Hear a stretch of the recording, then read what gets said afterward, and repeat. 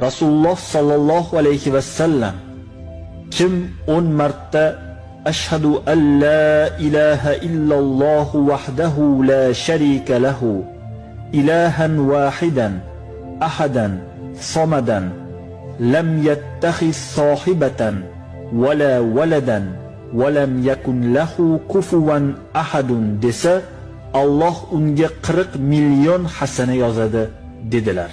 Zikrning ma'nosi quyidagicha: Allohdan boshqa iloh yo'qligiga, uning yolg'izligiga, uning sherigi yo'qligiga, yakka yagona ilohligiga, somadligiga, xotin va farzand tutmaganligiga va unga hech kim teng bo'lmasligiga guvohlik beraman.